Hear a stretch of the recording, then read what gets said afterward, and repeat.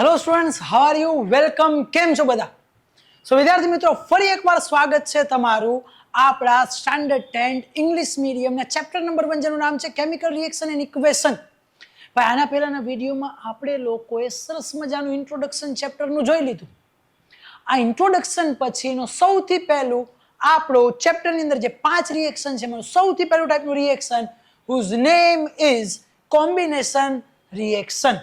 અહીંયાથી chapter actual સેન્સમાં ચાલુ થાય છે, અને જો આના પહેલાનો વિડીયો ન જોયો હોય તો એ પહેલા જોઈ લેજો. એના બેઝિક રૂલ્સ બધાય જે છે એ જ આ ચેપ્ટરમાં કામ આવવાના છે. અને વેલેન્સી વાળું ટેબલ તમને ટેક્સ્ટબુકમાં લખેલું જોશે એ લખેલું રાખવાનું જ છે.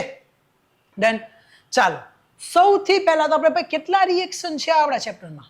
તો કે combination reaction, decomposition, displacement, double displacement અને oxidation reduction.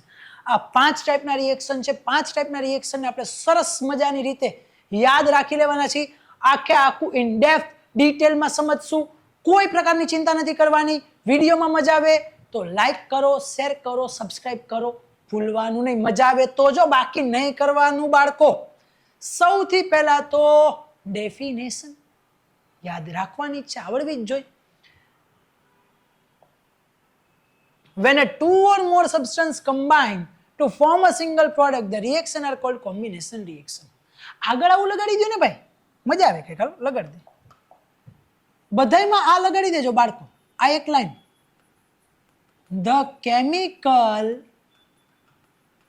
reaction in which, ચાલો, what is combination reaction? જ્યારે આપણને આવો ક્વેશ્ચન પૂછાય ને, એટલે અત્યારે જે બોલું છું ને એ નાનકડું કે એવું લખી નાખવાનું. The chemical reaction in which two or more substances combine ભેગા થાય to form a single product. Such kind of reaction are called combination reaction.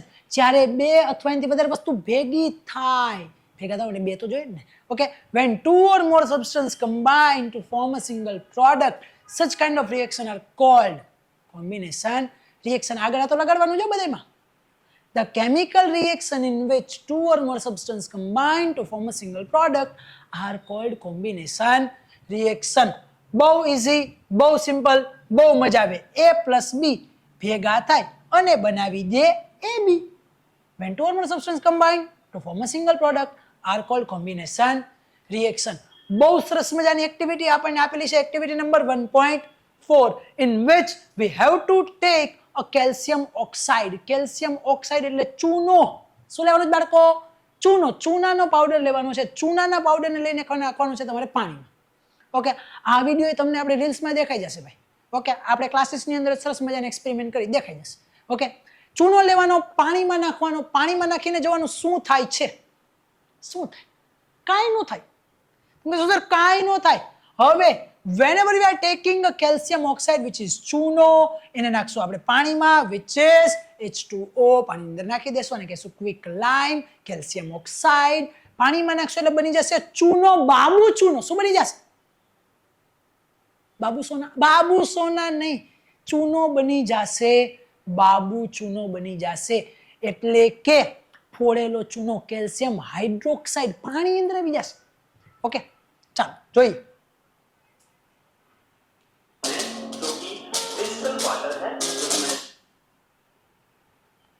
પીપીટીમાં રાખ્યું છોકરાને દેખાડવા માટે. તમે લોકો આપણો જ વિડીયો છે યુટ્યુબમાં સરસ મજાનો જોઈ લેજો. ઓકે, બહુ મજા આવશે. ચાલો, શું કીધું છે? We have to take a calcium oxide CaO. Whenever we are mixing the calcium oxide with the water, it will form a calcium hydroxide. Equation કેમ બને છે પાછું યાદ કરાવું ભાઈ. લખવાનું પહેલા Ca, હાઇડ્રોક્સાઇડ હતું OH, calcium, magnesium, barium, lead, copper, iron, zinc. કેલ્શિયમની વેલેન્સી કેટલી? 2. હાઇડ્રોક્સાઇડની કેટલી? 1. તો 1 અહીંયા, 2 અહીંયા. CaOH twice. આવું થયું છે બાળકો. Plus heat. જ્યારે આપણે ચૂનાને ટેસ્ટ ટ્યુબમાં નાખશું અને પછી એનું ટેમ્પરેચર જોશું તો 3 થી 4 ડિગ્રી ટેમ્પરેચરનું વેરિએશન જોવા મળશે. એનો મતલબ કે ચૂનાને પાણીને મિક્સ કરી છે ને તો એમાં હીટ રિલીઝ થાય છે. આ જુઓ, when two or more substances, બે or એનાથી વધારે, when two or more substances combine to form a single product. ભાઈ રેકગ્નાઇઝ કરજો, મેમરાઇઝ કરી લેજો, ઇન્સ્ટોલ કરી લેજો. When two or more substances combine to form a single product. Such kind of chemical reaction are called as combination reaction. Such a reaction in which single product is formed from two or more substance are known as combination reaction. સરસ મજાની definition પાછી આગળ આવશે, આપણે જે બોલી છે પાછી આગળ આવશે. ઓકે, તો આમાં શું થયું? કેલ્શિયમ ઓક્સાઇડ પાણી રિએક્ટ કર્યું. કેવી રીતના કર્યું? Vigorously. What is the meaning of vigorously? Vigorously ધડબડાટી, ધડબડાટી, ફૂલે ફૂલ, ભૂકો બોલાવી દેવું. ઓકે, જબરદસ્ત રીતે રિએક્ટ કર્યું. So when calcium oxide reacting with the water, it will react vigorously and form a calcium hydroxide. Calcium oxide is called quicklime. Calcium hydroxide is called slaked lime. Calcium oxide means ચૂનો. Calcium hydroxide means Babu ચૂનો. Okay, તો આ હતું આપણું સૌથી પહેલું example combination રિએક્શનનું. ચાલો, એના પછી સરસ મજાનું બાજુના પેજમાં તમને આવું ટેબલ આપેલું છે કે હવે પહેલાના જમાનામાં તમે તમારા દાદા દાદીને પૂછજો કે મમ્મી પપ્પાને પૂછજો કે ગામડામાં રહેતા ને ત્યારે ઘરની દિવાલમાં ચૂનો લગાડતા. શું લગાડતા? ચૂનો લગાડી દેતા. ઓકે, પણ ચૂનો ન લગાડે, ચૂનાવાળું પાણી. તો ચૂનાવાળા પાણીને શું કહેવાય? સ્લેક્ડ લાઇમ. સો we are applying a slaked lime on the walls of our home. That is CaOH twice. AQ પાણીમાં સોલ્યુશન. હવે જ્યારે ચૂનાને આપણે દિવાલ ઉપર લગાડી, તમે લોકોએ ઘરે કલર કરતા જોયું, કલર કરીને પછી સુકાઈ જાય. સુકાઈ જાય એટલે સરસ મજાની ચમકતો હોય આપણો કલર, ચમકે લાગે એમ જગારા ન મારતો હોય, પણ પછી તમને કલર સારો દેખાય. તો જ્યારે આપણે સ્લેક્ડ લાઇમના સોલ્યુશનને, આ સોલ્યુશન ઓફ સબસ્ટન્સ એક્સ, આવો ક્વેશ્ચન છે ભાઈ, બહુ પૂછાય છે. A solution of substance X is used for white washing. તો what is substance X? Substance X is CaO. શું ભાઈ? CaO. આનું સોલ્યુશન કીધું સ્લેક્ડ લાઇમ. ઓકે, તો calcium hydroxide react slowly with the carbon dioxide. જ્યારે ચૂનાવાળા પાણીને દિવાલમાં લગાડીને તો આપણા એટમોસ્ફિયરમાં જે કાર્બન ડાયોક્સાઇડ હોય એને શું રિએક્ટ કરશે? રિએક્ટ કરશે. ભાઈ કેલ્શિયમ ઓક્સાઇડ ને પાણીમાં નાખ્યું, પાણીમાં હોય શું? હાઇડ્રોજન હોય ને, પાણીમાં નાખ્યું તો એને બનાવ્યું હાઇડ્રોક્સાઇડ. પછી એને કાર્બન ડાયોક્સાઇડ રિએક્ટ કર્યું તો કાર્બોનેટ થઈ ગયું, તો બનાવ્યું કેલ્શિયમ કાર્બોનેટ. તો કેલ્શિયમ હાઇડ્રોક્સાઇડ રિએક્ટ કર્યું કાર્બન ડાયોક્સાઇડ, બનાવ્યું કેલ્શિયમ કાર્બોનેટ. કેમ બન્યું ભાઈ? જોવો, CaCO3, બેની વેલેન્સી 2 2, બે સામસામે જાય એટલે 2 2 કેન્સલ, એટલે CaCO3 અને કેલ્શિયમ કાર્બોનેટ બનશે. After 2-3 days, it will give a shiny finish. It is interesting to note that MCQ એટલે કે objectives માટે align કામની. The formula of marble is also calcium carbonate. જે હાઇલાઇટ કરાવવું, જે કહું યાદ રાખજો ભાઈ.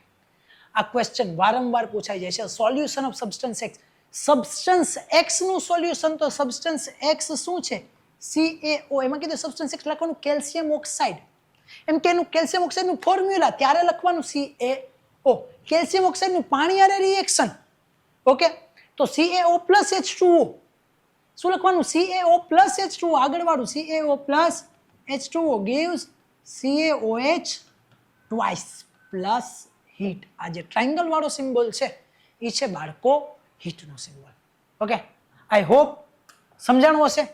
આગળ જઈએ, બીજું રિએક્શન જોઈએ, બર્નિંગ ઓફ કોલ. ચાલો, કોલ એટલે કાર્બન, કાર્બન એટલે C. ઓકે, કાર્બન ને સળગાવીએ. કોઈ પણ વસ્તુને સળગાવવું હોય તો શું જોઈએ? તમે કહેશો સર દિવાસળી જોઈ. ના, સળગવા માટે જોઈ ઓક્સિજન. દિવાસળી જોઈ તો ખરી. ઓકે, તો કાર્બનને જ્યારે ઓક્સિજનના પ્રેઝન્સમાં સળગાવશું તો એમાંથી રિલીઝ થશે CO2. આમ ન લખવાનું એટલે પાછું લખું છું અહીંયા CO2. તો આમાં શું થયું? બે સબસ્ટન્સ ભેગા થયા ને એક વસ્તુ બની. તો કોમ્બિનેશન રિએક્શન.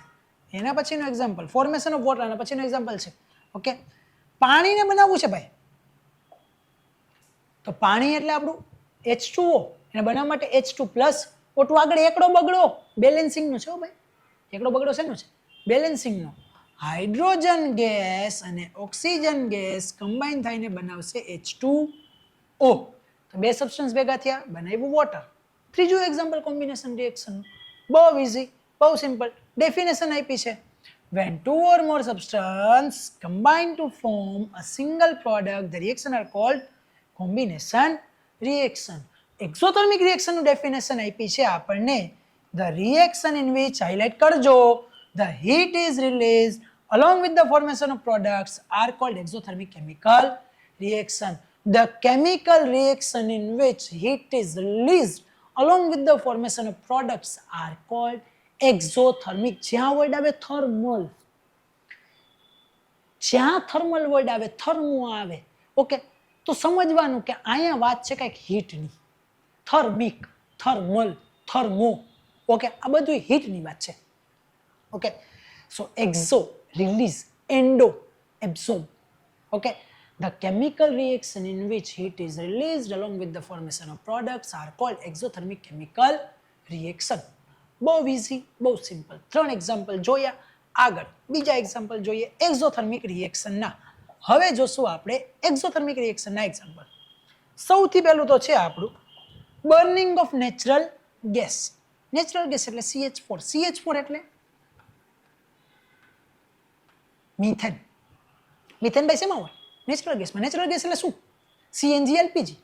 આવું MCQ પૂછાઈ જાય કે CNG અને LPG નો મેઇન કોમ્પોનન્ટ શું છે? તમે કહેશો મિથેન. મિથેન એટલે CH4. ચેપ્ટર 4 માં જોશું કેમ બને છે મિથેન ભાઈ. અગેન સળગવા માટે શું જોઈએ? તો કે oxygen, CH4 plus O2. Oxygen અરે સળગાવ્યો. યાદ રાખજો જ્યારે કાર્બન વાળી કોઈ પણ વસ્તુ સળગે ત્યારે કાર્બન ડાયોક્સાઇડ રિલીઝ થાય. હારે હાઇડ્રોજન છે તો શું થશે? હાઇડ્રોજન ઓક્સિજન શું થઈ જશે? કમ્બાઈન. તો carbon dioxide plus water. Water પણ કેવી રીતના? ગેસિયસ ફોર્મમાં. શું કામ ગેસ? Water vapour. ઓકે, પછી respiration is an exothermic process. Chapter 5 માં આવશે રેસ્પિરેશન. એ જ રેસ્પિરેશન આપણે અત્યારે અહીંયા જોઈએ છીએ. બહુ મજા આવશે. Okay, we all know that we need energy to stay alive. जिंदा रहने के लिए तेरी कसम खाना जरूरी है सनम. ओके, ખાધા વગર આપણને મેળ આવે નહીં ને ખાવા ઉપરથી જ આપણને એનર્જી મળે. We get this energy from the food during digestion. Food is broken down into simpler substance. For example, આપણે રાઈસ ખાય, પોટેટો ખાય, બ્રેડ ખાય, બધામાં શું હોય? કાર્બોહાઈડ્રેટ્સ હોય. કાર્બોહાઈડ્રેટ્સ એટલે ગ્લુકોઝ. શું હોય ભાઈ? ગ્લુકોઝ. આ કાર્બોહાઈડ્રેટ્સને બ્રેકડાઉન કરીએ ક્યાં ભાઈ? તો કે ગ્લુકોઝ બનાવવા માટે. આ ગ્લુકોઝ કમ્બાઈન થાય ઓક્સિજન આરે સેલની અંદર આપણા બોડીમાં અને એમાંથી આપણને મળે એનર્જી. એનર્જી કયા ફોર્મમાં મળે? હીટના ફોર્મમાં. કયા ફોર્મમાં? એનર્જી હીટના ફોર્મમાં. આ રિએક્શનને કહેવાય respiration. Glucose C6H12O6. ગ્લુકોઝનું formula C6H12O6. C6H12O6. હવે સમજો શું થાય છે. સપોઝ આ છે આપણો સેલ. બ્લેક કલર લઈ લી ભાઈ. સેલની અંદર ગ્લુકોઝ ભાઈ જાય C6H12O6. આપણા બ્લડમાંથી ઓક્સિજન ભાઈ સેલની અંદર જાય. ઓક્સિજન ભાઈ જાય. ગ્લુકોઝને તોડે, હથોડો લઈને જાય મોટો બધો. ઓક્સિજન જાય 10 કિલોનો હથોડો લઈને તોડે ગ્લુકોઝને. ધા જેવું ગ્લુકોઝને તોડે ને એટલે એમાંથી રિલીઝ થાય કાર્બન ડાયોક્સાઇડ, વોટર અને એનર્જી. પણ એનર્જી કયા ફોર્મમાં? હીટના ફોર્મમાં. That's why the respiration is called as exothermic reaction. આપણને જીવવા માટે એનર્જી જોઈએ છે. We all need food or we all need energy to stay alive. That energy comes from the food. The food sources like rice, potato, bread, etc. contains carbohydrate. That carbohydrate is broken down into a simpler substance that is glucose. This glucose enter into the cell and oxygen will break down that glucose and produces carbon dioxide, water and energy. And this energy is in the form of heat. That's why respiration is an exothermic reaction. આવો question પૂછાઈ જાય છે. આવો question પૂછાઈ જાય છે. યાદ રાખજો.